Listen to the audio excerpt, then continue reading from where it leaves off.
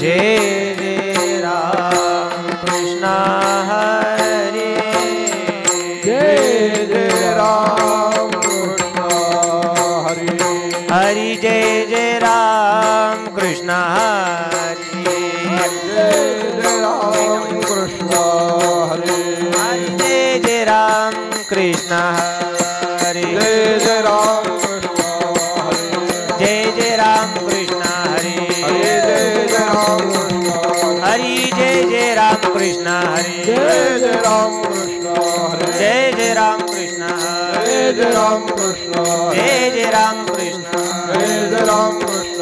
जय जय राम कृष्ण हरे जय जय राम कृष्ण जय जय राम कृष्ण हरे जय जय राम कृष्ण जय जय राम कृष्ण हरे जय जय राम कृष्ण जय जय राम कृष्ण हरे जय जय राम कृष्ण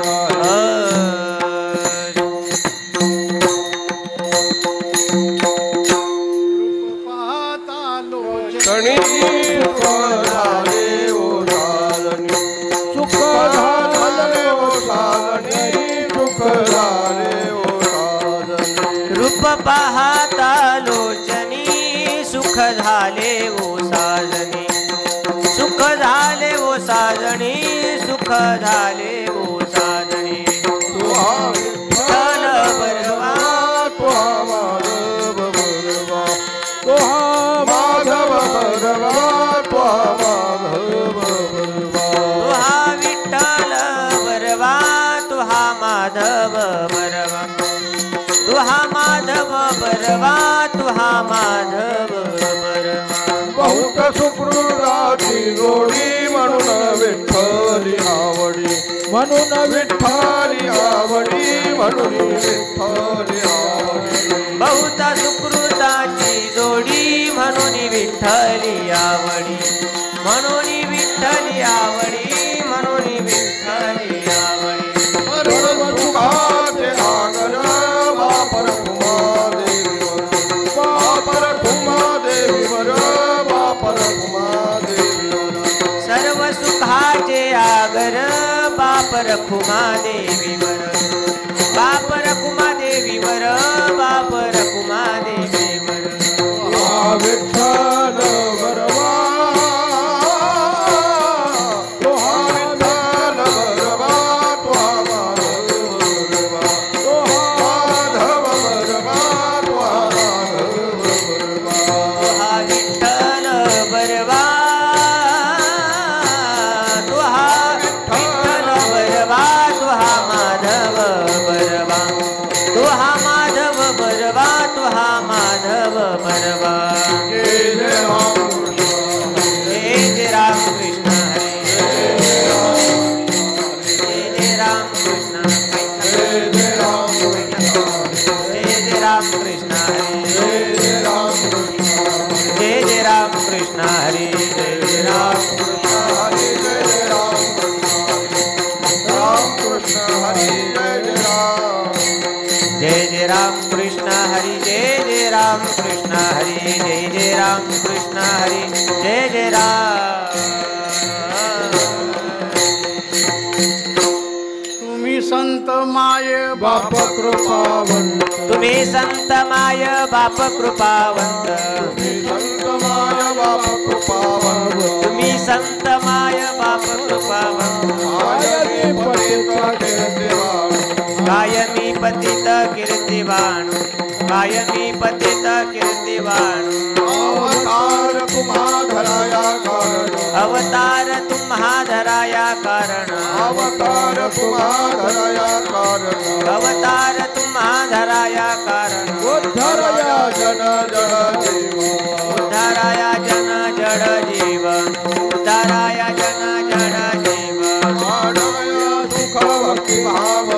वाढवया सुख भक्ती भाव धर्म वाढावया सुख भक्ती भाव धर्म वाढवया सुख भक्ती भाव धर्म कुळाचार नाम विठोबाचे कुळाचार नाम विठोबाचे अवतार तुम्हा धराया कारण अवतार तुम्हा धराया कारण अवतार तुम्हा धराया कारण उद्धरया जन जन जीव उद्धाराया जन जड जीव उद्धराय जन जड जीव कामणे गुणचंदनाचे कामणे गुणचंदनाचे अंगी कामणे गुणचंदनाचे कामणे गुणचंदनाचे अंगी ऐसे तुम्ही जगे संत जन तैसे तुम्ही जगी संत जन तैसे तुम्ही जगी संत जन अवतार तुम्हा धराया कारण अवतार तुम्हा धराया कारण अवतार तुम्हा धराया कारण धराया जन जन जीव उद्धराय जन जड जीव उद्धराय जन जड जीव पार कुमाई विठोबार कुमाई विठोबार कुमाई पार कुमाई विठोबार कुमाई पार कुमाई विठोबार कुमाई पार कुमाई विठोबार कुमाई पार कुमाई विठोबार कुमाई पार विठोबार कुमाई विठोबार कुमाई विठोबार कुमाई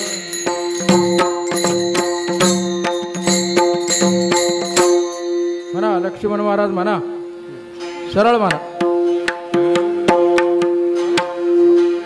तुम्ही संत माय बाप कृपावंत तुम्ही संत माय बाप कृपावंत तुम्ही संत माय बाप कृपावंत तुम्ही संत माय बाप कृपावंत कायमी पतित कीर्तिवानु कायमी पतित कीर्तिवानु अवतार तुम्हा धराया कारण अवतार तुम्हा धराया कारण कायमी पतित कीर्तिवानु कायमी पतित कीर्तिवानु अवतार तुम्हा धराया कारण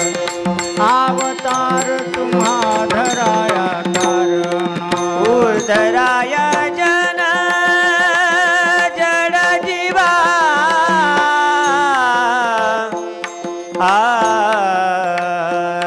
उद्धराया जन उद्धराया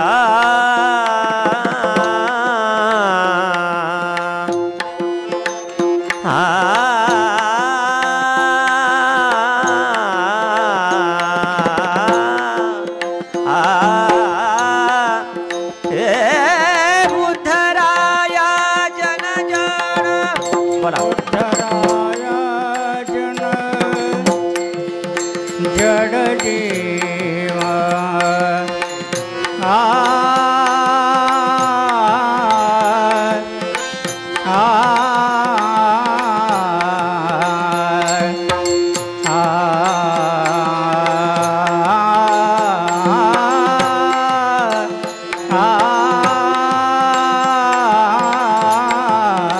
उद्धराया जन जड जीवा अवतार तुम्हा धराया कारण अवतार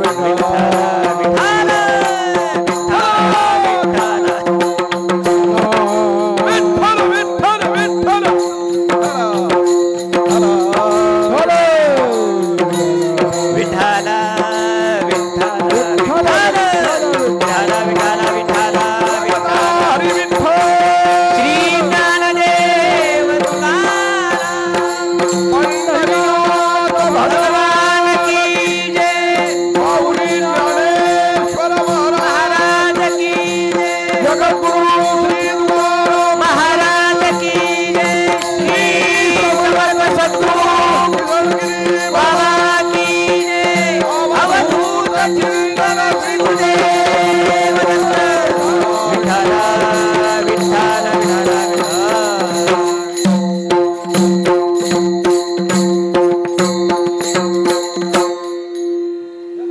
तुम्ही संत माय बाप कृपावंत कायमी पतित कीर्तिवानो अवतार तुम्हा धराया कारण उद्धराया जन जेड जीव वाढावया सुख भक्तिभाव धर्म कुळाचार नाम विठोबाचे अवतार तुम्हा धराया कारण उद्धराया जन जड जीव तुका म्हणे गुण चंदनाचे अंगी तैसे तुम्ही जगी संत जन अवतार तुम्हा धराया कारण उद्धराया जन जड जीव विठ्ठला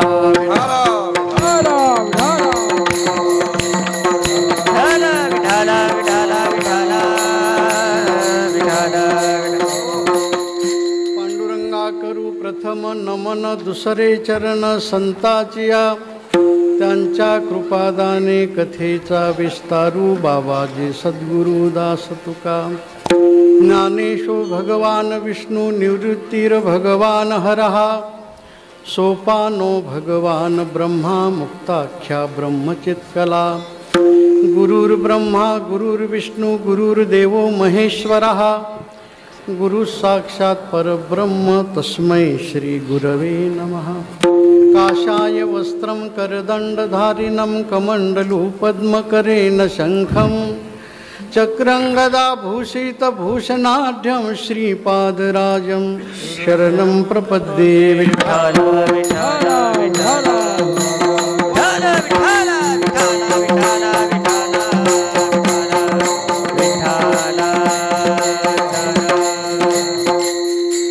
शबरीनाम कुलोत्पन्नं मारुतिर्नाम यस्य पिता माता राईर्नाम यस्य तन्नमामि किशनगिरी ओम नमो सद्गुरु जय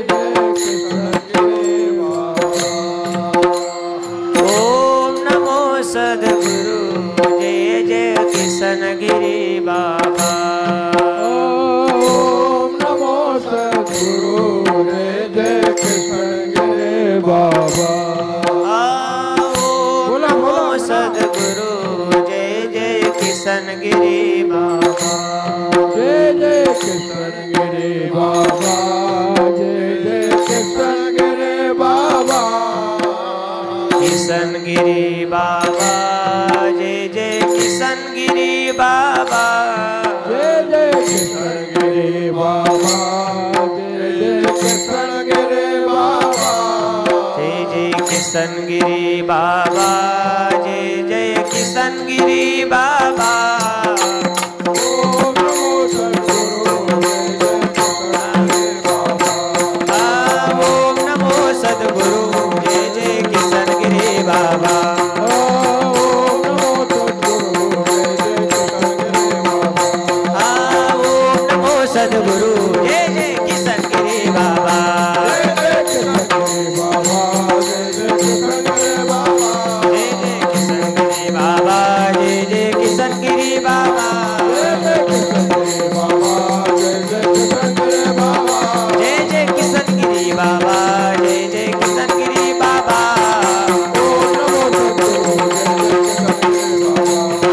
ओम नमो सद्गुरु जय जय किशनगिरी बाबा ओम नमो सद्गुरु जय जय किशनगिरी बाबा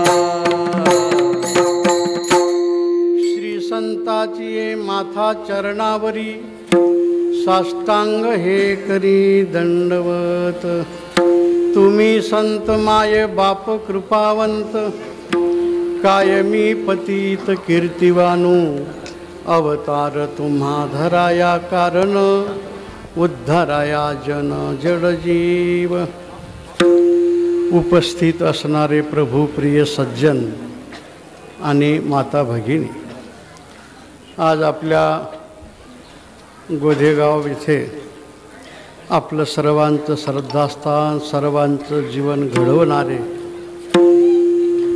श्री समर्थ सद्गुरू किसनगिरी बाबा यांच्या या जन्मभूमीवर 41व्या पुण्यतिथीच्या निमित्ताने आपण प्रतिवर्षी या गुढीपाडव्याच्या दिवशी हा एक महोत्सव, जन्मभूमी महोत्सव सर्व जाती धर्मातील बांधव, स्त्री पुरुष एकत्र येऊन मोठ्या भक्तिभावाने आनंदाने पार पाडत असते. याही वर्षी आपण हा महोत्सव मोठ्या भक्तिभावाने आणि आनंदाने पार पाडून राहिलेले आहोत. तुम्ही आपण हे फक्त निमित्त आहोत, सर्व श्रीगुरु आपल्याकडून करून घेतात. आज ज्या जागेवर आपण इथं बसलेलो आहोत, इथंच बाबांचं जन्मस्थान आहे आणि त्या जागेचं हे सगळं वेगळं आपल्याला आता हे सर्व चित्रीकरण वेगळं दिसते. बाबा त्यावेळेस इथं अवतीर्ण झालेत. वाढत्या वयाबरोबर लहान मुलामध्ये खेळायला लागलेत. कधी वाळूची पिंड करायचे, कधी तरवडीच्या अगरबत्त्या लावायच्या, कधी औदुंबराच्या झाडाला पाणी घालायचे. सर्वांना बाबांचं जीवन विदित आहे, माहिती आहे. पाहता पाहता संत आणि मनुष्य दिसायला जरी आकाराने एकच दिसत असले, पण माणसाची कृती ही स्वतःच्या सुखाकरता असते आणि संतांचं जीवन हे समाजाच्या सुखाकरता असते. मग अशा आता आम्ही स्वामीला म्हणलं की सगळी मंडळी आपल्या समोर आली, भालदार, चोपदार, टाळकरी, आणि ह्याच अजून चिंचेचं झाड साक्षीला आहे. बाबा दिवसभर कुठं जात होते, कुठं फिरत होते, रात्री कधी मस्जिदीमध्ये झोपायचे, कधी या चिंचेच्या झाडाखाली झोपायचे. आजही चिंचेच्या झाडाला जर आपण कान लावला तर ते चिंचेचं झाड म्हणाल की हो हो बाबा माझ्या या शाळेमध्ये किंवा माझ्या खाली इथं आराम करत होते. पण आपलं कोणाचं त्यावेळेस लक्ष जात नव्हतं. संताकडे कोणाकडे जरी नसलं, कोणाचं लक्ष जरी नसलं तर त्यांचं लक्ष मात्र सर्वांच्याकडे असतं. आज जे आपण पाहतो हा जन्मभूमीचा महोत्सव एक वेगळा आगळा वाटतो. रस्ते चांगले झाले ना तर आपलं गोदेगाव अंदमान बेट होतं. इकडे येण्याला रस्ते नाही, का जाण्याची सोय नाही, काही नाही. ही बाबांची कृपा आहे. रस्ते डांबरी झाले, खूप चांगले झाले. जन्मभूमीवर हे सगळं कार्य आपण पाहून राहिलेलं आहोत. हे सगळं आपल्या कृतीचं फळ नाही. आपल्याला कधी कळत नकळ वाटेल की आम्ही देणगी दिली, आम्ही हे केलं, आम्ही ते केलं. तुम्ही काही केलेलं नाही. बाबांच्या कृपाशीर्वादाने आपल्याला प्राप्त झालेलं तुमच्या प्रपंचात आणि त्याच्यातला वाटा तुम्ही दिला बाबा करता, कृतज्ञता व्यक्त केली. म्हणून मंदिर झालं, सभामंडप, देवीचं मंदिर, संत निवास, स्वयंपाकघर, पाण्याची टाकी, नेते मंडळींनी आपल्याला भरभरून सहकार्य केलं. सर्व पक्षातील नेते मंडळींनी आपल्याला ज्या ज्या वेळेस ज्यांच्याकडे जे जे काम असेल ते ते त्यांनी केलेलं आहे.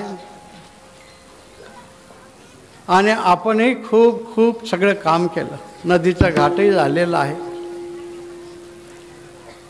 आल्या आल्या सगळं अगदी स्वच्छ वातावरण वाटत होतं. आता आजच्या दिवस स्वच्छ केलं, रोज जर केलं तर कोणी का तुमच्यावर का केस थोडीच करणार. आपलं घर, आपलं दार, आपली गल्ली हे काही आमदार खासदारांनी सरकारने सांगितलं पाहिजे असं नाही. हे आपलं कर्तव्य आहे की आपलं जिथं निवासस्थान असेल ते झोपडं का असत नाही तनाच, पण नीट नेटकं स्वच्छ ठेवणं आपलं काम आहे. एवढं स्वच्छ वातावरण केलं तर खूप खूप आम्ही परवा म्हणलं की स्वच्छता झाली का, पण असं वाटत होतं नुसतं रस्त्यापुरतं केलं असेल, बाकी तसेच असेल. पण कोपऱ्या कापऱ्यात आम्ही सगळं पाहत आलो. स्वच्छ आपण केलेलं आहे, खूप चांगलं आहे. ही सगळी श्रीगुरूंची बाबांची लीला आहे. गुरुची अगाध गुरुची अगाध लीला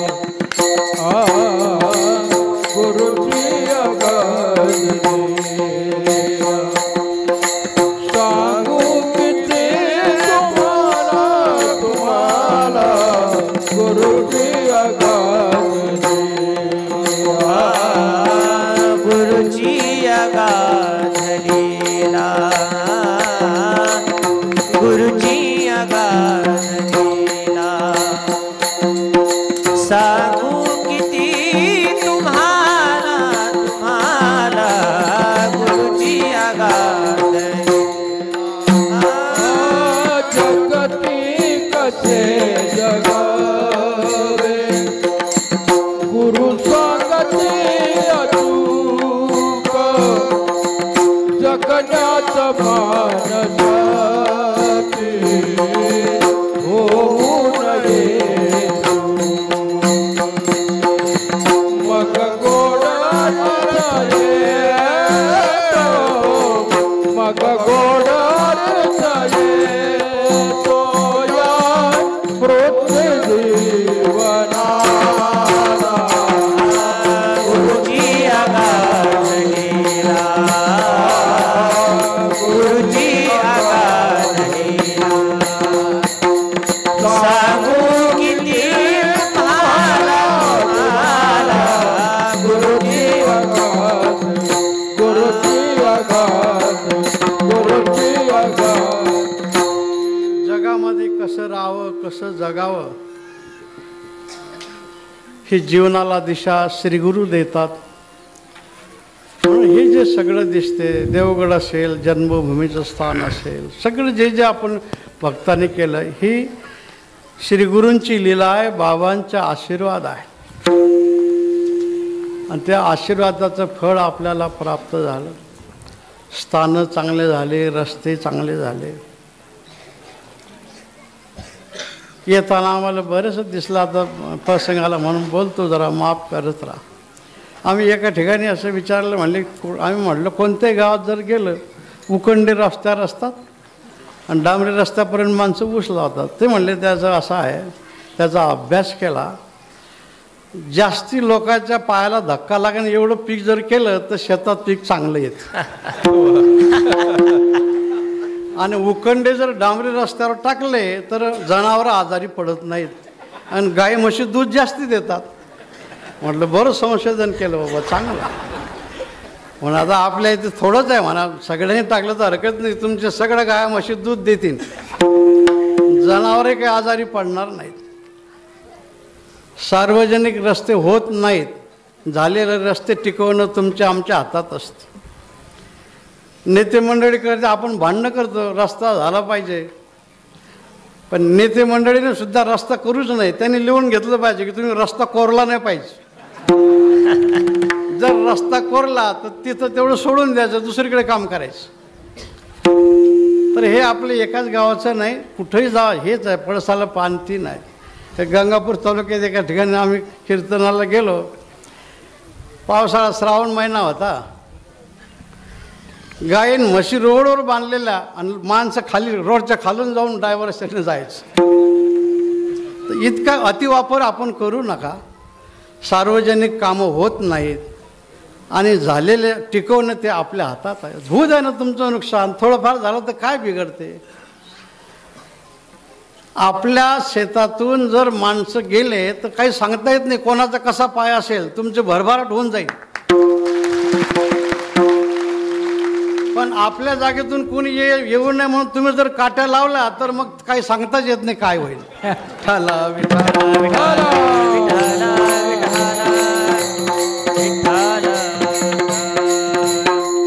हे गुरूंची बाबांची कृपा आहे. काय बाबांचं जीवन तुम्ही बघा. कोणाचा आधार नाही. कोणत्या श्रीमंताचे काही आश्रय नाही. कोणी या म्हणे ना कोणी बसा म्हणे ना. ज्यावेळेस बाबा नाव रूपाला आले तो काल वेगळा पण अगोदर तर एक आदिवासी मुलगा म्हणून हिनवतच होते ना. कधी लंगोटी असेल कधी नसेल, फाटके तुटके कपडे घालून काय खाल्लं असेल काय पिल्लं असेल हे विठ्ठल विठ्ठल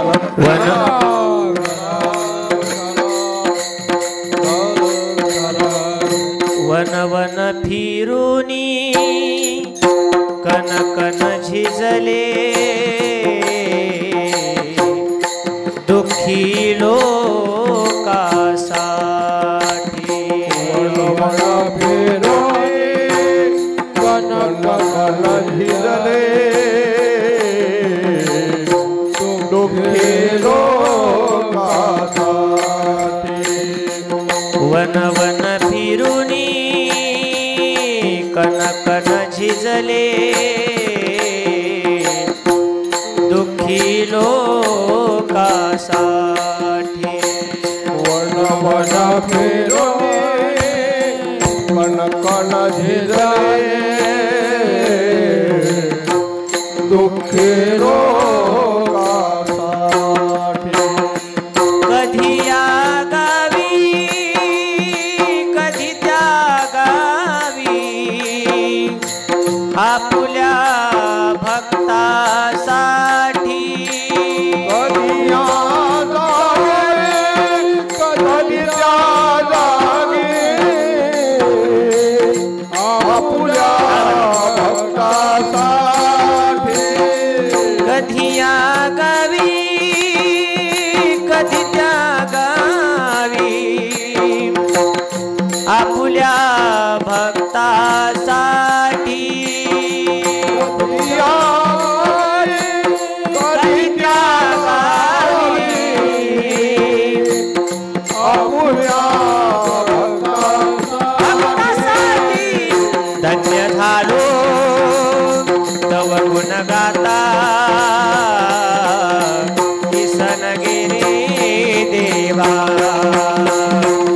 धन्य झालो तव गुण गाता किसनगिरी देवा धन्य झालो तव गुण गाता किसनगिरी देवा धन्य झालो तव गुण गाता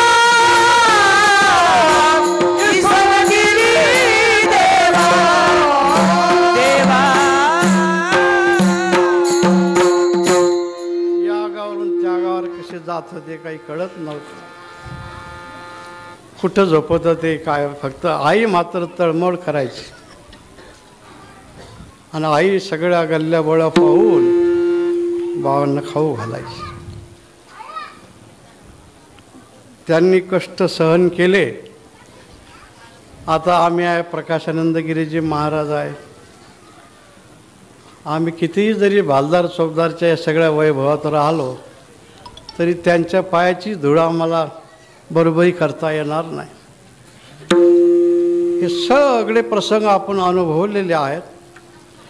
म्हणून अपमान सहन केला, सन्मानाची कुठं इच्छा नव्हती, मोठ्याचा कोणाचा आश्रय नाही आणि नको नको ते काही काही गोष्टी त्यांना कानावर येऊन ते सगळ्या पचवल्या आणि आज हे सगळं करून ठेवलं. हे केवढं गोदेगाव आणि मुरम्यापुरतं नाही, हे सगळं जनतेकरता केलेलं आहे.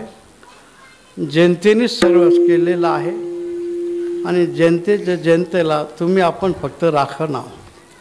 आम्ही बुजगावणे आहोत. आम्ही असेल स्वामीजी असतील हे बुजगावणे आहेत. बुजगावणं पाहिजेच ना, कुठे खोल्या कुत्र्याने काही करू नये म्हणून. तर हे सगळे हे बाबांची कृपा आहे.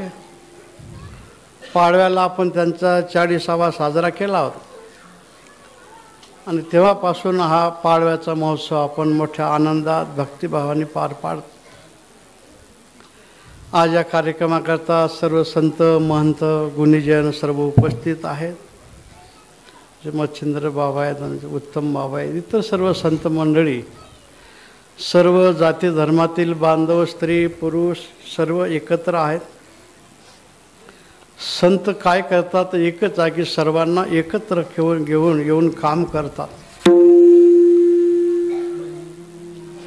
आईला जरी 4-5 मुलं असले तरी त्या मुलामध्ये एखादा खोडकर असेल तर त्याच्याकडे जास्ती लक्ष आईचं अगोदर जात असते.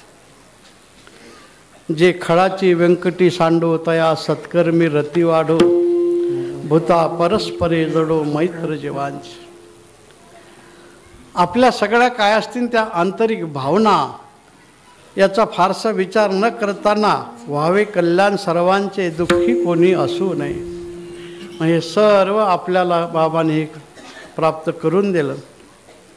मी मगाशी बोललो की हे आपलं अंदमान बेट होतं. सर्व संतांनी हा बेटच आपलं सोडून दिलेलं होतं. इकडे काही कोणी येत नव्हतं. पण बाबांचा अवतार झाला आणि पाहता पाहता पाहता पाहता हे सगळं आपण अनुभवून राहिलो. आपल्या पूर्वजांचं सहकार्य जुनी मंडळी सगळी पाहता पाहता निघून गेली.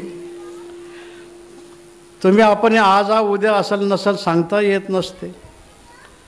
परंतु जे जे सगळं आतापर्यंत झालेले आहेत येत राहतील. त्यांचं एकच कर्तव्य आहे बाबांच्याबद्दल कृतज्ञता या पुण्यतिथीच्या निमित्ताने व्यक्त करणं आणि त्यांची ही सेवा करत राहणं.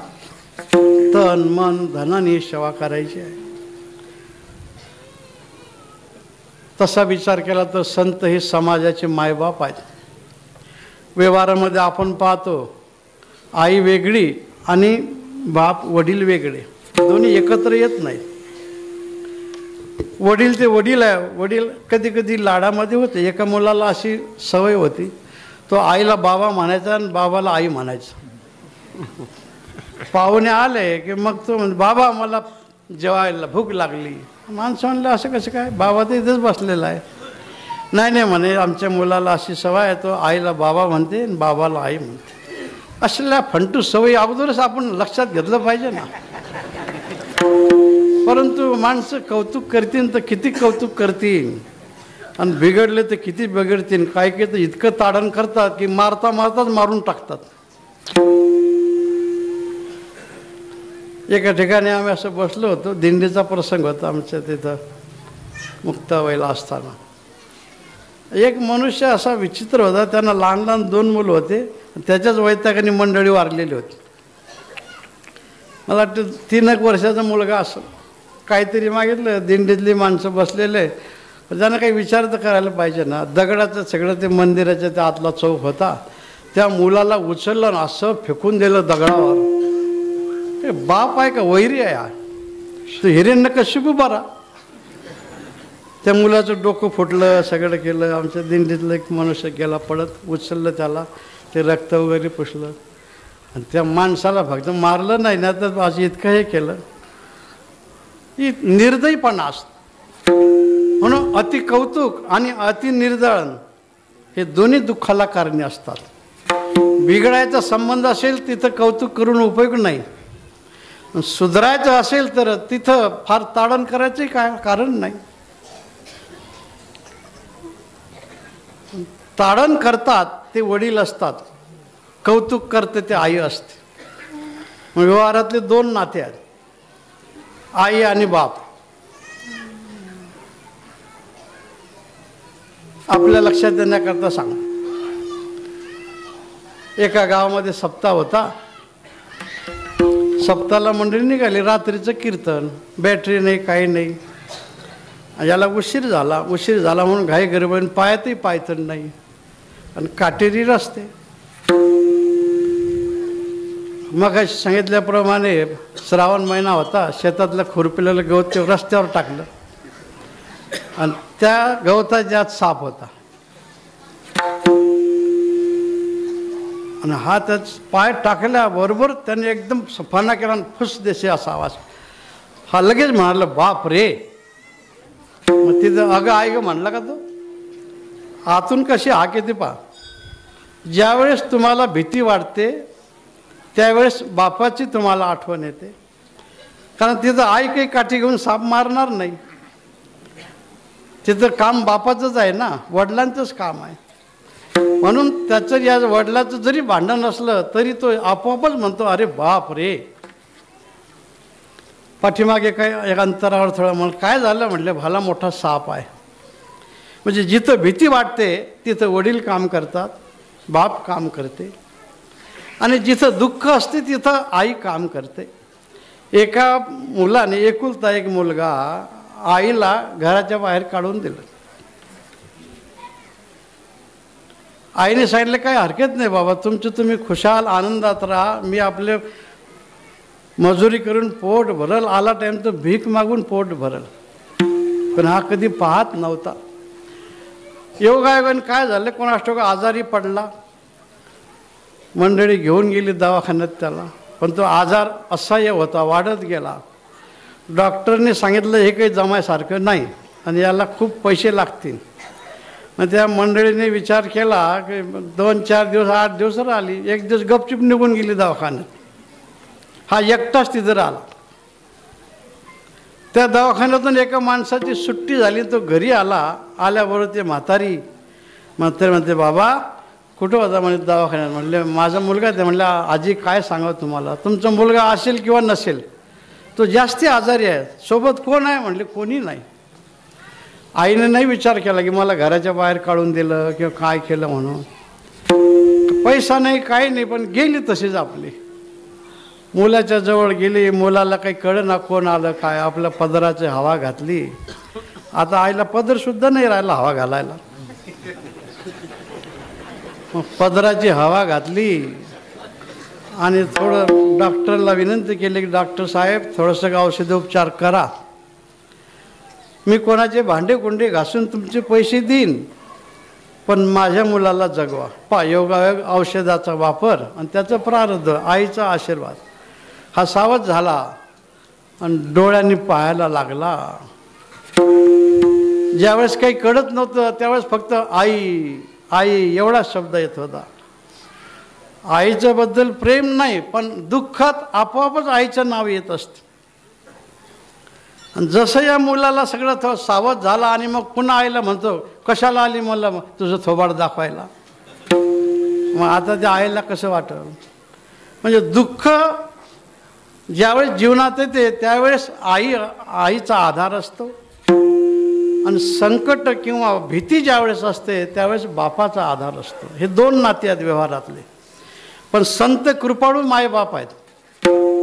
त्या आईचंही नातं तेच आहेत.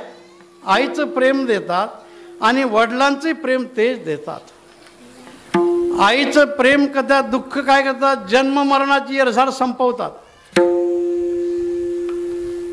आणि वडील म्हणून काय करतात तर कडी काळाची भीती नष्ट करतात. जगा काढ खाय आम्ही माथा दिला. म्हणून मृत्यूची भीती आणि जगण्याची समस्या जे मिटवते ते आईबाप असतात. नुसतं आईबाप असून नाही, सरपीण सुद्धा आईच असते ना. इकडून अंडे तीच जाते तिकडून पुन्हा तीच खाते. बोक्या आपल्याच मुलाला खात असतो. आईबाप आहे पण काय उपयोगाचं. संत समाजाचे कृपाळू मायबाप आहेत आणि कृपाळू मायबाप असल्यामुळे सर्वांचं दुःख ते जाणतात. बाबांनी स्वतःच्या सुखाचा कधी विचार केला नाही. चप्पल आपण पाहिलेलं आहे. चप्पल पाहत असली तिचं जर काही अंगठा तुटला तर 5 पैसे देऊन कधी चांभाराजवळून ती नीट करून घेतली नाही, पिशवीत घालून निघायचं. आता आम्ही तर आमच्या बाजू तुम्ही आम्हाला 1000 रुपयाचे पायथन घेता. हे आमची काही कमाई नाही. ते अनवाणी चालले. आता लक्ष्मण महाराजांनी म्हटलं ना पद, अनवाणी फिरले समाजाकरता आणि हे सुखोपभोगाचे सोहळे सर्व समाजाला ते देऊन राहिलेले आहेत. संत मायबाप आहेत, व्यवहारातले मायबाप आहेत. पण हे जरी मायबाप असले तर लावण्या मोह संसारी गोविती. अंतकाळी होती पाठी मोरी, अंतकाळी होती पाठी मोरी, होती पाठी मोरी. लावण्या मोहे संसारी बैसिती, मोहे संसारी बैसिती. लावण्या मोहे संसारे गोविती, लावण्या मोहे संसारे गोविती. अंतकाळी होती पाठी मोरी, अंतकाळी होती पाठी मोरी, अंतकाळी होती पाठी मोरी. मोह लावतील, प्रेम करतील, मोहातच पाडतील. पण संत मायबाप हे उदार आहेत. या संतापरीस उदार त्रिभुवनी नाही थोर माय माय बाप सहोदर इष्ट मित्र सोयरे. बऱ्याच वेळ माणसं म्हणतात आमचे सोयरे फार चांगले. काय झालं? लग्नाला पैसे दिले आम्हाला त्यांनी. बर, पण जर लवकर नाही दिलं गेलं तर तुमच्या मागे लागल्याशिवाय राहणार नाहीत.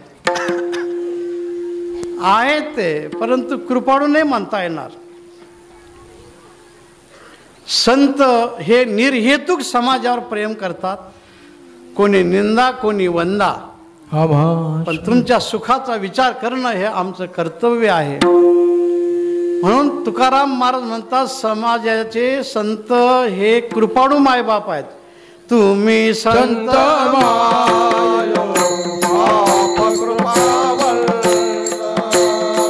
तुम्ही संत माय बाप कृपावंत. तुम्ही संत माय बाप कृपावंत. तुम्ही संत माय बाप कृपावंत. कायमी पवित कीर्ती वाणू कीर्ती कायमी पवित कीर्ती वाणू कीर्ती कायमी पतित कीर्तिवानो कीर्तिवान. कायमी पतित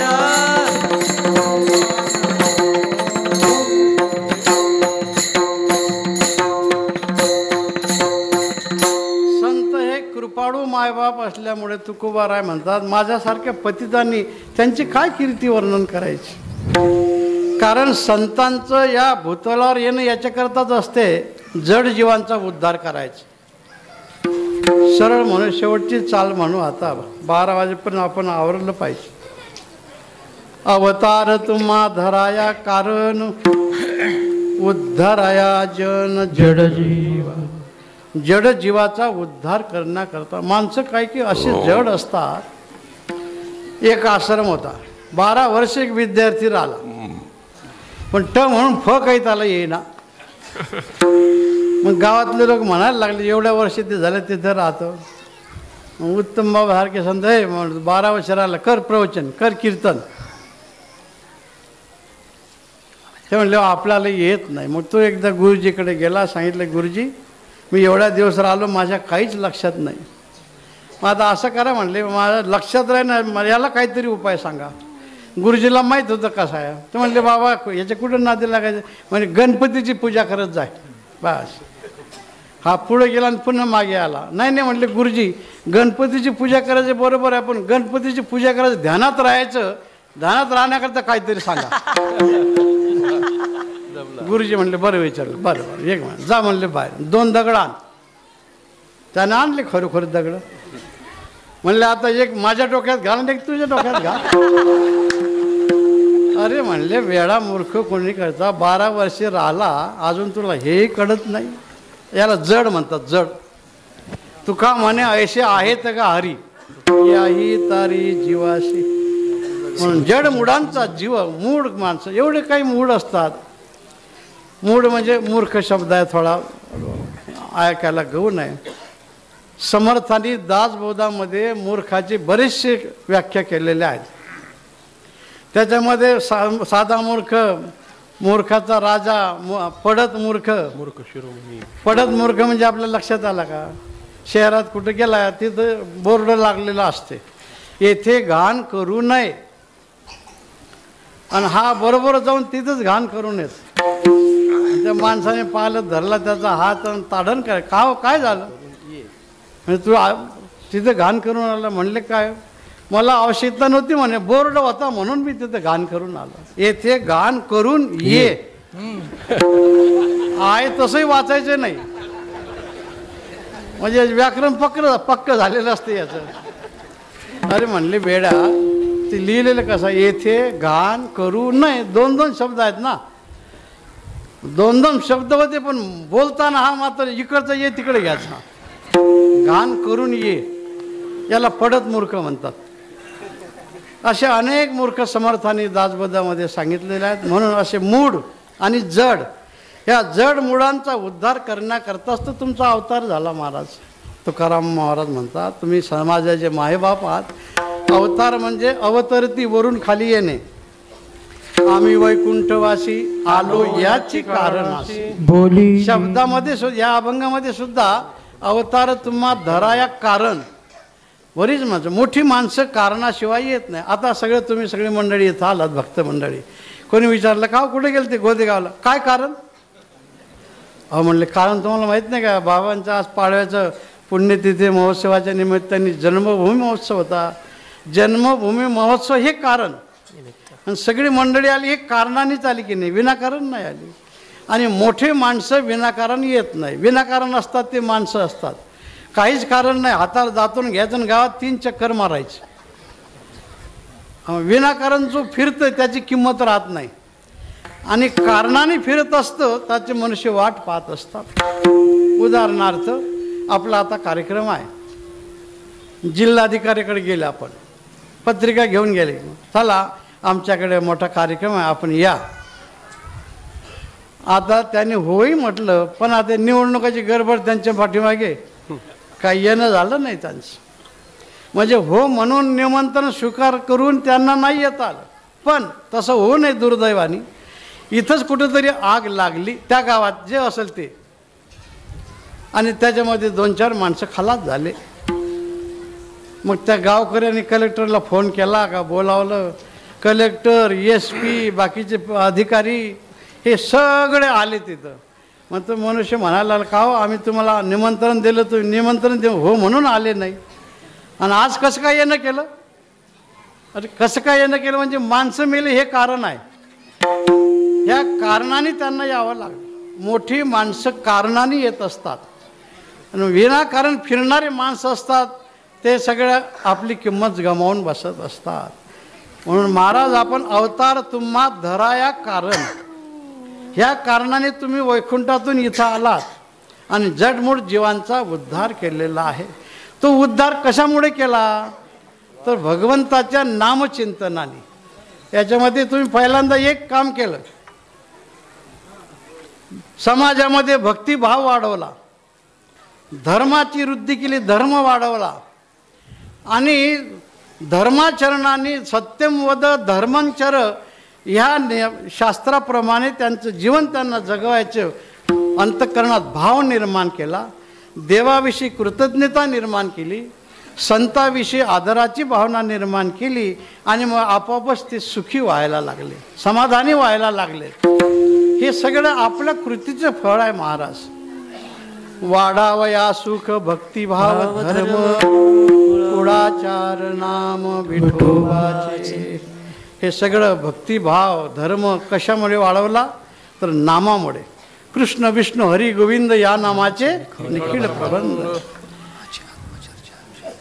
हे नामाचे नाही पापाचे ऐसे केले. कीर्तनाचे नाही नटनाचे, नाशिले व्यवसाय प्रायश्चित्ताचे. नामाची नाही पापाचे ऐसे केले. पाप शिल्लक ठेवलं नाही नामामुळं. आणि महाराज अशा नामामुळे तुम्ही सगळ्यांचे दोष हरवून टाकलेत. काय नोहे केले एका चिंतिता विठ्ठले, पापाची कडप पडती पुढे. हरिस्मरणाने सर्व पापाची कळप पडायला लागलेत, आणि जडती कीर्तने दोष पडती. सगळे या कीर्तनाने भजनाने सर्वांचे दोष नष्ट केलेत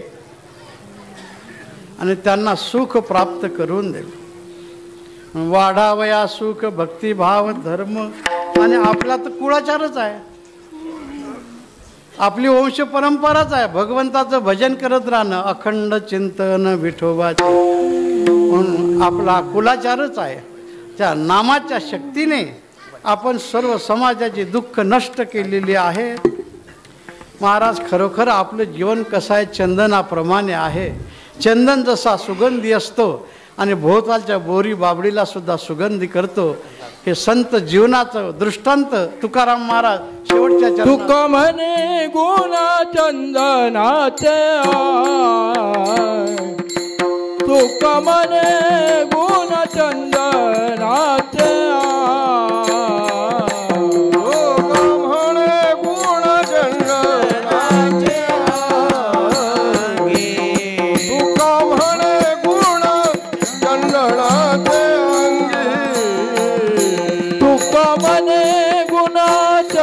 चंदनाचे अंग तुका म्हणे गुण चंदनाचे तुका म्हणे गुण चंदनाचे अंगी तुका म्हणे गुण चंदनाचे तैसे तुम्ही जगी संत तैसे तुम्ही जगी संत जानी अवतार तुम्हा दया कर अवतार तुम्हा दया कर तैसे तुम्ही जगी संत जन तैसे तुम्ही जगी संत जन अवतार तुम्हा दया कर अवतार तुम्हा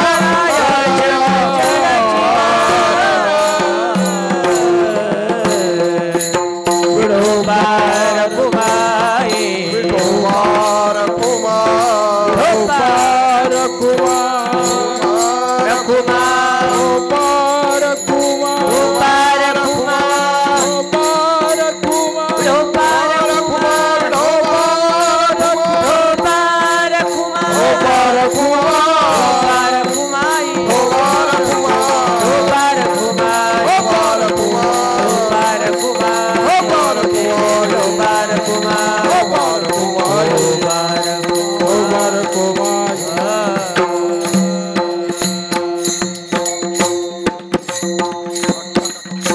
संतांचं हृदय आईबापासारखं आहे, करुणेनं भरलेलं आहे आणि अभयानी भरलेलं आहे. म्हणून ते समाजाची कृपाळू मायबाप आहेत. वाल्या कोळ्यांनी नारदाला झाडाला बांधलं होतं. घरी जाऊन याचं सांगितलं होतं की जर कुठे गेले तर सापडणार नाही, म्हणून हो म्हणले आल्यावर बेत बघूयाच. पण त्या वाल्या कोळी बनवून टाकलं. आपण सारिखे करीती तात्काळ नाही काळ वेळ तया लागी. बघा बरेचसे दृष्टांत आपण नेहमी सांगतो. परीस आहे, कामधेनू आहे, कल्पतरू आहे. कल्पतरू इच्छेलं फळ देते. कामधेनू तुम्ही जशी इच्छा करणार ते देते. परी स्पर्श केला की सोनं करते, परंतु त्याला स्पर्श केला पाहिजे, इच्छा चांगली केली पाहिजे, तरच त्याचा उपयोग होईल. पण साधू संत महात्मे यांची काही आवश्यकता नाही. ते आपल्या अंतःकरणातला भाव ते जाणतात. आणि ज्याला जे जे वागेल मुंगीवरी भार गजाचे पालान घातलिया कोण कार्यसिद्धी. ज्याला जसं सहन होईल तसं ते उपदेश करतात, तसा उपदेश करतात आणि त्यांचं ते कल्याण करून टाकतात. पुण्य केले विष्णुदासी संगे आपुलिया दोषी. दोषी माणसं सुद्धा त्यांना पुनीत करून टाकतात. एक मनुष्य असता त्याला गावगुंडच म्हण, सगळे व्यसन करायचं, कोणी बरं पाहत नव्हतं. माझा घरी काहीच राहिलं नाही म्हणून गेला कुठेतरी एखाद्या आश्रमात थोडा राहिला 8-15 महिनाभर. माणसं दर्शनाला आले की त्याचंही दर्शन करायचे. मग त्याच्या देव ओळखीचे म्हणून म्हणले हा आपल्या गावातला गुंड, त्याचं दर्शन घेता का? हो म्हणले जाऊ द्या, कसं आहे असो, पण संतांच्या जवळ आहे ना, काय ताकद आहे. याचा अर्थ असा नाही की संतांजवळ राहून तुम्ही काही करा म्हणून. आपल्या सगळ्या शुद्ध अंतःकरणाने, आपल्या कृतीने, नामचिंतनाने त्या दोषी माणसाला ती पुनीत करतात. ही ताकद संतांची आहे. म्हणून ते संत समाजाची कृपाळू मायबाप आहेत. आणि अवतार घेण्याचं कारण एकच आहे, जडमूळ जीवांचा उद्धार. बाबांनी सुद्धा विचार केला, भगवंतांनी पाठवलं तिथं की हा परिसर तसाच राहिलेला आहे, या परिसराचा उद्धार व्हावा. ही भारतभूमी आपली खूप खूप वैभव संपन्न आहे. आपण आपल्यापुरतं विचार करायचं, पण असं तालुक्यात, जिल्ह्यात, प्रत्येक प्रांतात, देशभर, रानावनात, डोंगरात, दरीमध्ये संत महंत अवतीर्ण झालेत. म्हणून समाज स्थिर आहे आणि त्याच्यामुळे सगळं चालू आहे. संत काही आपल्याला पैसे देत नाहीत, देवही काही पैसे देत नाही.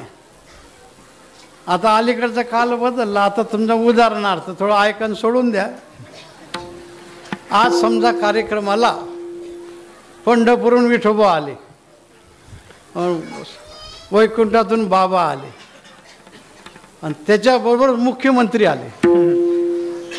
खरं सांगा इमानदारी, तुम्ही कोणाच्या मागे जाणार? तुम्हाला देवाची गरज नाही, संतांची गरज नाही, तुम्ही जासान मुख्यमंत्र्याच्या पाठीमागे. काय की माणसं हात धरून वरती अरे म्हणले मुख्यमंत्री, पण आपल्या गटाचे नाहीत ना. हे सगळं होईल. माणसं फक्त भौतिक फायदा पाहतात आणि काय असेल ते शुद्ध सगळं हातातलं टाकून देतात. म्हणून भगवंतांनी सांगितलं की जा आलो म्हणे तुका मी नामाचा धारक. आपल्या उद्धाराकरताच हे नामधारक संत या भूतलावर येतात आणि आपला उद्धार करतात. उद्धार म्हणजे सुख, सर्वांना सुख देतात. सुख देतात म्हणजे तुमचे बंगले तयार झाले, एअर कंडिशन झालेत, तुमच्या घरात खायला प्यायला जे तुम्हाला वाटत असेल ते सगळं मिळून राहिलं, मनमान्य काय असेल वागायचं, याला नाही सुख म्हणत. सुख म्हणजे सद्य परिस्थितीमध्ये समाधानी राहणं हे खरं सुख आहे. जीवनात कधी हारही घातल्या जातील आणि कधी हारही पत्करावी लागते. आता मगाशी पहा केवढे हार आणले तुम्ही, भरपूर हार आणले, चांगलं आम्ही आपलं अभिनंदन करतो. पण एकाने हार आणला फक्त चांगला, आम्ही वर हात करून दाखवलं पा. आता हे तुळशीचा हार आणला तर काही वाईट वाटू नका देऊ, चांगला आहे, आपली भावना आहे. पण त्याच्याकरता किती तुळशी खर्च झाल्यात, काही पार उपटूनच घेतले असते. आणि एक सेकंद आम्ही घातला, एवढं गळ्यातही ठेवता येत नाही, झालं निर्माल्य. गुलाबाचे हार 5-5 हजाराचे, एका सेकंदात झालं निर्माल्य. आणि त्याचे जर तुम्ही काही खाऊ आणला असतं, ते लहान लहान मुलांना मिटके मारत खाल्लं असतं. म्हणलं आता असं कसं काय, हार आणायचं निमित्ताला आणायचं, आपलं 5-10 रुपयाचा आणायचं, तेही केलंच पाहिजे. पण अति पैसे कशातही घालवणं हे उपयोग होत नाही. म्हणून आमचे गाडगे बाबा नेहमी सांगायचे, आपण सगळं काम करा पण आपली आवक आणि जावक पहा. वृथा अभिमानाच्या नादी लागून आवक आहे 10 रुपये, जावक आहे 100 रुपये असं करू नका. हे 90 रुपये तुम्हाला कोण देणार आहे? म्हणून आवक 10 रुपये, त्याच्यात 5 रुपयाचेच तुम्हाला काय करा, 5 रुपये शिल्लक राहू द्या. ठीक आहे, कोणी आणलं असेल तर काही नाराज होऊ नका. कोणी आणलं पाहिजे, केलं पाहिजे. परंतु सर्वसाधारण आपलं असं बरं, कीर्तनकाराने सगळे हार जर घेतले तर दिसणारही नाही कीर्तनकार. काही काही ठिकाणी तर 10-10 माणसं राहतात, त्या हार 5-6 माणसं एकाच हारात होतात. सगळं ठीक आहे, करा. आम्ही काय म्हणतो, काही काही मंडळी म्हणतील यांना सण होत नाही का. बरं म्हणलं आता चपलाच हार नेऊ म्हणे आपण. चपलाच आणलं तरी चांगलंच आहे म्हणे, पण दुसरे अनवाणी जातील तर चटके बसतील ना त्यांना. तर हे सगळं आपण केलं पाहिजे. तुम्ही तुमच्या प्रपंचात राहा, अगर कुठलं सामाजिक काम करा, विना कारण असा फंटूस खर्च. आपण असं म्हणी असतात पहा, बिनजरुरीच्या वस्तू खरेदी करू नका, नाहीतर जरुरीच्या वस्तू विकण्याची पाळी येईल. ज्याची गरज आहे, ज्याची गरज हे केलं पाहिजे. जेवणाची पाणी पिण्याची गरज आहे आपल्याला, याची काही गरज आहे का? पण ज्याची गरज नाही त्याच्यात कशाला पैसा घालवायचा. भूक लागली ठीक आहे, आता इकडे पंक्तीला टाईम आहे, बाजूला जाऊन काहीतरी किराणा दुकान घेऊन खा. पाणी आता बाटल्याचंच पाणी. पूर्वी बापदादाला सांगितलं असतं बा बाटल्यात पाणी येईन, पटलं असतं का त्यांना? आता बाटलीशिवाय पाणीच नाही. याच्यामुळे एक बरं झालं, पांढरी बाटली आहे का रंगीत आहे हे कळतच नाही. आणि आपली कृतीत काही बदल नाही, आपल्या कृतीत बदल काहीच नाही. आपल्या कृतीमुळे पाणी बिघडलं, आता आपल्या कृतीमुळे हवा बिघडायला लागली. आता पटणार नाही आपल्याला. जसं आपल्या आजीला पूर्वीच्या 3ऱ्या पिढीला सांगितलं असतं बा पाण्याच्या बाटल्या येतील आणि एक बाटली 20-25 रुपयाला, पटलं असतं का एवढं? नाही. पण आता आपण अनुभवतो की नाही. तसं आता आपण जर नाही सावध झालं तर आणखीन पुढच्या पिढीला एका खिशात पाण्याची बाटली, एका खिशात हवेची बाटली ठेवावं लागेल. कारण प्राणवायूच आपल्याला मिळाला पाहिजे, म्हणून ऑक्सिजन सगळा आपल्या सगळ्या कृतीने खराब होऊन राहिला. आपल्याला देवाला अभिषेक घालायचा आहे, सप्ते भंडारी करायचे आहेत, डामडौलही करायचं आहे, कथा कीर्तनही करायचं आहे, पण वातावरण बिघडणार नाही, मानसिकता बिघडणार नाही, समाजामध्ये तेढ निर्माण होणार नाही याची काळजी घेतली पाहिजे. तरच त्या उत्सवाला महत्त्व आहे. नाही ते एका गावात 4-4 सप्ते का कसं काय त्या पर्टी सप्ताह. दुसऱ्या शेजारचे गाव होतं, का म्हणले पार्टी नंबर 2 काय सप्ताह केला. और 5 म्हणले लांबून लांबून कीर्तनकार 50,000 जाऊ द्या काय असेल ते, हे सगळं केलं म्हणलं एवढं खूप मस्त. मग या प्रतिष्ठेकरता करता का तुम्ही? प्रतिष्ठेकरता गावात 4 सप्ते नाही, गावाच्या भल्याकरता करायचं आपल्याला. ठीक आहे, माणसं आज असतील उद्या नसतील, ज्याला वाटत असेल बा नाही आता कार्यकारी बदलले पाहिजे, आपण काही हरकत नाही. आता बाबाने एवढं केलं, बाबाने कधी इच्छा व्यक्त केली का मी एवढं कष्टाने केलं आणि कुठून आला आणि काय आला आणि हाच तिथं काहीतरी करून राहिला? बाबाने कधी विचार केला नाही. आता प्रकाशानंद महाराज स्वामीजी आहेत, मग ते सगळं आता पुढचं ते करणारच आहेत आणि ते पुन्हा त्यांना काही त्यांच्या घरावर डोक्यावर बांधून न्यायचं नाही, हे सगळं करावं लागणार आहे आपल्याला.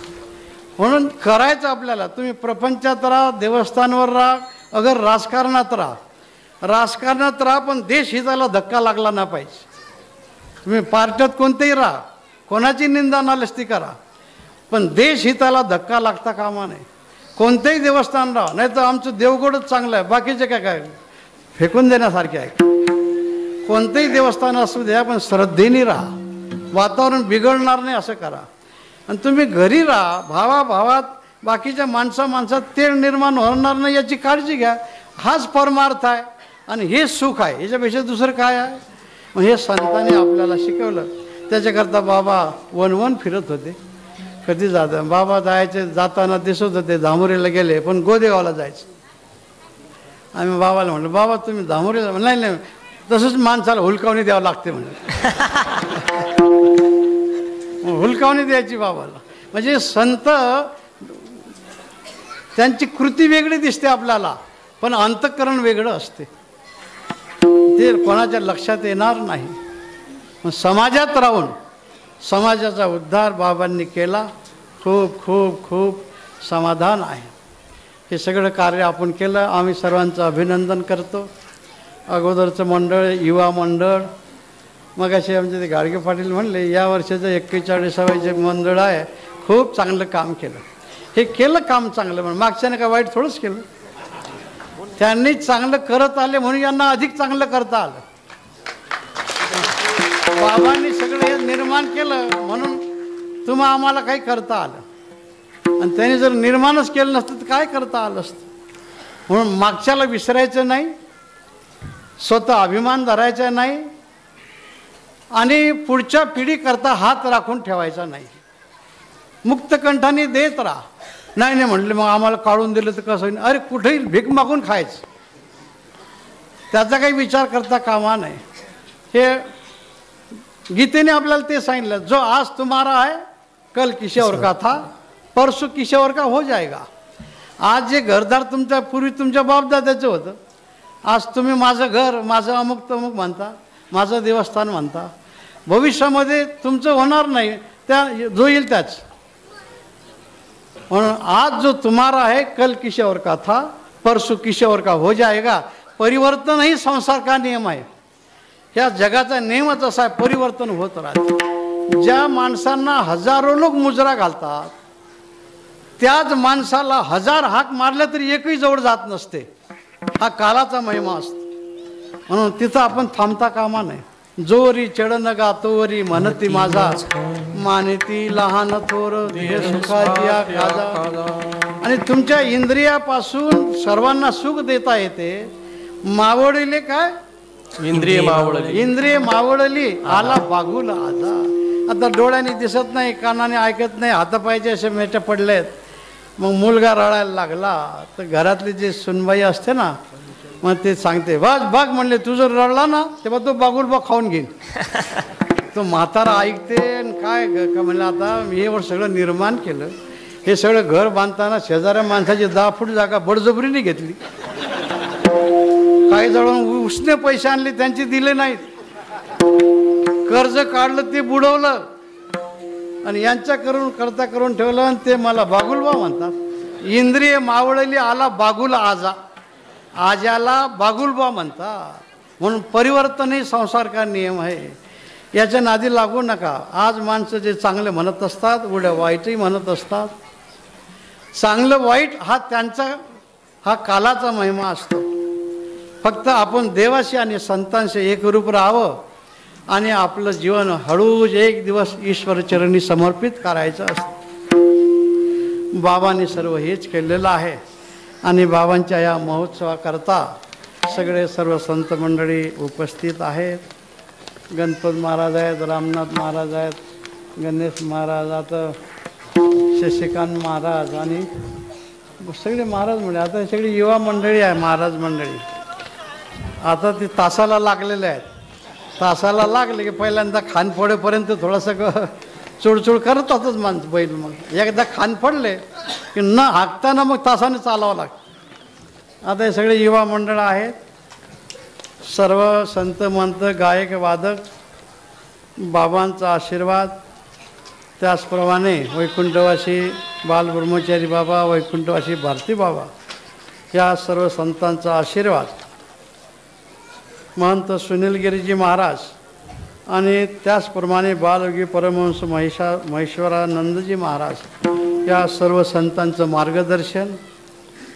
पूजनीय श्री प्रकाशानंदगिरीजी महाराज यांचे मार्गदर्शन. असा सगळा कार्यक्रम मोठ्या आनंदामध्ये आपण पार पाडून आलो. 11:15 झाले. आरती, आणि आरती झाल्यानंतर आपल्याला महाप्रसाद घ्यायचा आहे. आपल्या इथंच भैरवनाथाचा आता महोत्सव 20 ते 22 20 ते 20, 21, 22 20 तारखेला सुरू आहे आणि 22 तारखेला काला आहे. भैरवनाथाच्या आता सगळं मंडळी इथं आलेलं आहे. खूप खूप चांगलं काम केलं त्यांनी. मंदिर पाहिलं की समाधान वाटतं. थोडंफार आता धक्का लागत असते, लागलं तर गर्दीत गेलं की होतच राहते. ते काय आपण बाबासारखे थोडेच जा. बाबा आठवडी बाजारात जायचे, ज्यांनी पाहिलं असेल त्यांच्या लक्षात येईल. एवढी गर्दी राहायची. आम्ही 5-6 वेळ बाबांच्या सोबत गेलो. एखाद्या माणसाची ताकद नाही, महिला तर नाहीच, पण जर धक्का लागला असा काठीचा कोचका द्यायची. बरं गडाख साहेब आहे, बसा. नाही बसा नाही इथं बस. म्हणून बाबाला काही कोणी धक्का लावत नव्हतं. बाबा आले म्हटलं की आपोआप सगळी जागा द्यायची. म्हणून भैरवनाथाचं मंडळीने चांगलं केलेलं आहे. नेते मंडळी आहेत. मगाशी मी बोललो की नेता कोणत्या पक्षाचं याला महत्त्व नाही, त्या समाजाच्या सुखाशी तो बांधलेला आहे. पक्ष, नेता, सत्ता हे परिवर्तनीय असते, परंतु समाजाची सुखाची नाड धरून त्यांना सर्वांना कसा आनंद प्राप्त होईल हे कार्य करणं हे नेत्याचं काम असतं. म्हणून सर्व पक्षातील नेते मंडळींनी आपले सर्व काम केलेलं आहे. सगळं केलेलं आहे. फक्त आता आमचा रस्ता काही अजून, आता कमान झाली, कमान चांगली झाली. आपल्या खोबरे पाटलांनी केली, आपल्या वडिलांच्या आणि त्यांच्या पत्नीच्या नावाने त्यांनी केलं. नाव टाकलं नाही, फार चांगलं केलं. नाही तर आम्ही 10x10ची फरशी देतो आणि 12x12चं नाव टाका म्हणतो. आणि ते कमान आली, त्याच्या त्या वेशीचं आपण आता उद्घाटनही केलेलं आहे. तिथून इथपर्यंत रस्ता आता आम्ही म्हणत नाही तुम्ही करा. जसं होईल आता ऐकायला सोपं वाटते, पण कोणत्या स्कीममध्ये बसवायचं, कसं बसायचं हे नेत्याला माहीत आहे. मग आता ते शब्द दिला काय करून घ्यायचे. मताचा विचार करू नका. हे मत फक्त समाजाच्या सुखाला द्या, मत मागे पडत राहतात. म्हणून सगळं करायचं आहे. सगळ्यांनी सगळं सहकार्य केलेलंच आहे. हा रस्ता केला, पण तुम्ही एक लिहून घ्या यांच्याकडून. रस्ता आम्ही करतो, पण जर रस्ता करायला लागले तर पुन्हा उखडून टाकू JCB आणून. तुम्हाला वाटते बाबाच्या गावच्या म्हणून काहीच करत नाही, हे जास्त बिघडलेले आहेत. रस्त्यावर उखंडे पार डांबरी रस्त्यापर्यंत नागरतात. लिहून घ्या अगोदर यांच्याकडून की रस्ता झाल्यानंतर आम्ही साईड पट्टीसुद्धा कोरणार नाही, तरच रस्ता करा, नाही तर करू नका. यांनी म्हटलं का केलं तर आमचं नाव सांगा. विठाला विठाला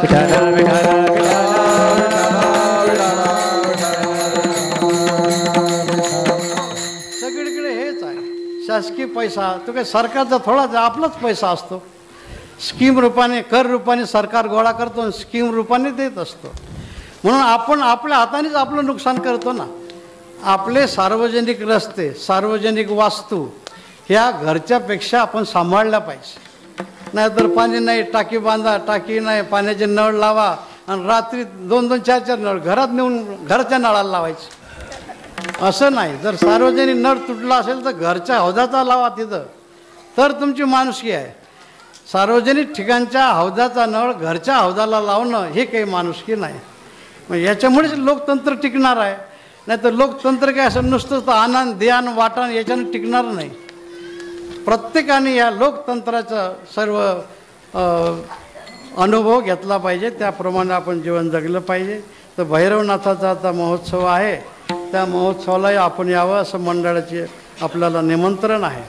आणि तिथंच वारकरी बाल संस्कार शिबिर 15 मे ते 27 एप्रिल. हां 27 एप्रिल ते 15 मे. 27 एप्रिल ते 15 मे हरिभक्तीपरायण श्री लक्ष्मण महाराज नांगरे त्यांचे सर्व सहकारी संतजन हे बाल शिबिर तिथे होणार आहे. मुलांना सगळे कपडे लत्ते सगळं खाणं पिणं पाहिजे. लहान लहान मुलंसुद्धा ज्यांना कळत नाही ते मोबाईल सोडत नाही. अति मोबाईल त्यामध्ये आता परवा आम्ही पेपरमध्ये वाचलं की मुलं एवढे रागीट का झालेले आहेत, तर अति मोबाईलचा वापर. तुम्ही बघा लहान मुलाला जर मोबाईल नाही दिला तर तो भांडं फेकून देईन, काही फेकून देईन. आईजवळ असला तर त्या शेगडीवरचं काय गरम आपण जडतो का आई जडते. विचार कर, 10-5 माणसं आले होते. पाचार म्हटले पडला गेले धावत. पण दुसरं काय म्हणतो, थांबा तो आपल्या जातीचा का पहा. अरे इथं काय जात, मेलेल्याला जगवणं महत्त्वाचं आहे की त्याची जात पाहणं महत्त्वाचं आहे. मग हात धरून बोललं तर नाही म्हणलं आपल्या जातीचं आहे. मग तुमच्या जातीचं नाही ते मरू देतं काय त्याला. दुःखी माणसाला जात धर्म पंथ हे पाहायचं नसते. त्याला तुम्ही सुखाने उभं करा, तुम्हाला सुख दिल्याशिवाय राहणार नाही. आणि हे सर्व आपल्याला बाबांनी शिकवलेलं आहे. बाबांनी जरी आदिवासी समाजामध्ये अवतार घेतला, शबरी कुलामध्ये अवतार घेतला, पण सर्वांचं रक्षण करण्याचं काम बाबांनी केलं. आता एक बोलतो, माफ करा, 1-2 वर्षापूर्वी असा एक प्रसंग आला होता. सर्व नाव घेतो बरं का, आता काही वाईट वाटू नका देऊ. सर्व भिल्ल समाजाची मंडळी एकत्र आली आणि आमच्या समाजाचे बाबा आणि आम्ही असं करतो. त्यांना सांगितलं की भिल्ल समाजात शबरी कुलात बाबा जन्माला आले म्हणून बाबा काही एका समाजाचे नाहीत. बाबा सर्व समाजाचे आहेत, सर्व जाती धर्माचे आहेत. फार झालं तर अधिक तुम्ही प्रेम करा, तुमच्या चालीरीतीत ते आलेत म्हणून. पण आमच्या पुरतेच बाबा असं जर तुम्ही म्हणत असाल तर त्यांचा मोठेपणा कमी होईल आणि आपला अज्ञानपणा सिद्ध होईल.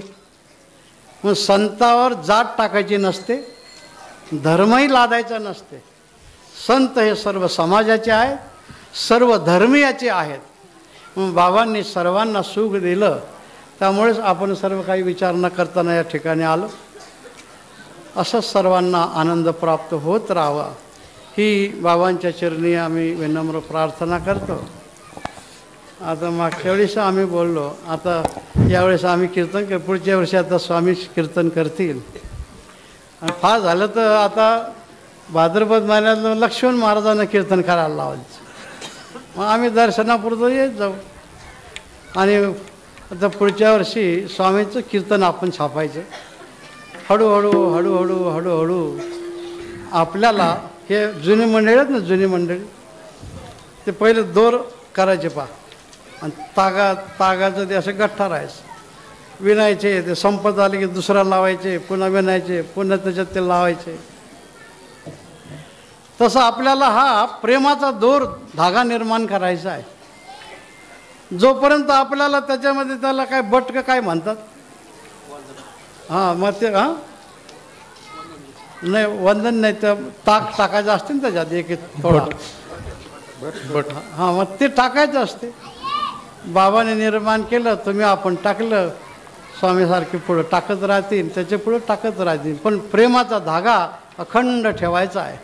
सज्जन धागा प्रीत का न खिच मत खिचो तुट जाय तुटे कीट संधाये नाही बीच गाठ रही जाय. प्रेमाचा धागा ओढायचा नसते. जर ओढला तर तो तुटून जाईल. तुटे कीट संधाये नाही. आणि जरी तुम्हाला एकत्र करायचं ठरलं तर बीच गाठ रही जाय. एकदा भांडणं केलं आणि सगळं झालं आणि पुन्हा एकत्र आले एका ताटात जेवायला लागले माणसं म्हणतात पहा ना तोंडावर पदर घेऊन हसायला लागले. काय माणसं आहे. आणि आतापर्यंत हसत जेवणले काय नाही जर झालं ना काय नाही. आणि ते दोघं एका ताटात जेवणारे सुद्धा म्हणतात यांनी काय केलं ना आपण काय केलं. मग त्याच्यापेक्षा म्हणले आपलं सावध राहूनच काम करायचं. म्हणून मत खिचो तुट जाय तुटे कीट संधा ये नाही. पुन्हा नाही त्याला एकत्र करता. जरी तुम्ही एकत्र केलं बीच गाठ रही जाय. पहिल्यासारखं नाही प्रेम राहत. म्हणून प्रेमाच्या धाग्याला गाठ येऊ न देता हेच बाबाने आपल्याला शिकवलेलं आहे. तुम्ही आपण आज उद्या नसणार परंतु हा प्रेमाचा धागा सर्वांना सुख समाधान देत राहील आनंद प्रदान करत राहील. म्हणून ज्या संतांनी ज्या गुरुवर्यांनी बाबांनी आपल्याला आशीर्वाद दिला त्यांचं मोठ्या प्रमाणे संतांचं चिंतन करू बाबांचं भजन करू. आणि भजन झाल्यानंतर धावती चाल होईल. चाल झाल्यानंतर आरती होईल. आरती झाल्यानंतर महाप्रसाद. मग असे आम्हाला सांगितलं यावर्षीचा महाप्रसाद खूपच चांगला आहे. मग दरवर्षीचं काय त्याच्यात का पार घालत होती काय. आता नवीन पिढीला नाही माहिती. माणसं का किती माणसं आहे म्हणले 5,000. शिरा किती म्हणले 50 किलो. पुरेल कसा तुम्हाला नाही माहिती. मग ते पहार तापायची आणि त्या शिरात घालायची. त्या शिराचा वास याच. मग एक घास घेतला नको नको नको म्हणायचे माणसं. मग 5,000 नाही 10,000 जीवन शिल्लक राहत होता. पुन्हा माणसं म्हणायचे काय पंगत झाली एवढ्या माणसाने जेवण केलं तरी शिरा शिल्लकच. अरे कुत्रे खाणार नाहीत त्याला. काय माणसं त्याला जे द्यायचं ते चांगलं द्या. जे करायचं ते चांगलं करा. जे बोलायचं ते चांगलं बोला. सत्यम ब्रुयात प्रियम ब्रुयात न ब्रुयात सत्यम अप्रियम प्रियांचे नानृतम ब्रुयात एष धर्म सनातना. धर्मसुद्धा आपल्याला सनातन धर्म हेच शिकवते. म्हणून म्हणले स्वयंपाक खूप चांगला आहे. आता त्याचाही आपल्याला स्वाद घ्यायचा आहे. बाकीचा स्वाद घ्यायचा आहे. पदार्थाचा स्वाद आणि बाबांच्या ह्या प्रेमाचा स्वाद आपण सदैव घेत राहावा हीच आपण बाबांच्या चरणी प्रार्थना करू. आतापर्यंत झालेल्या सेवेमध्ये काही कमी अधिक बोलल्या केलं असेल सर्वांची क्षमा मागतो. झालेली सेवा बाबांच्या चरणी समर्पित करून माऊलींचं भजन करू बाबांचं भजन करू आणि अभंगाची धावती चाल होईल. चाल झाल्यानंतर आरती होईल. मग पंक्ती कशा बसायच्या आणि अगोदर पुरुष महिला अगोदर महिला पुरुष असं करण्यापेक्षा एकाच वेळेस वाढणारी मंडळी जर असली ना. आता सगळ्यांच्या गाड्या रिझर्व झालेल्या आहेत. मग आता खाली पाडून हालून सुद्धा चालणार नाही. म्हणून सगळ्या महिला मंडळी इकडे बसतील पुरुष मंडळी इथे बसतील. आहेत थोडी सावली पाण्याची व्यवस्था आता केलेलीच आहे. साहेबांनी सगळं चांगलं केलेलं आहे. मोठ्या प्रमाणे संतांचं भजन करू. पाठीमागे मंडप आहे चांगला आहे.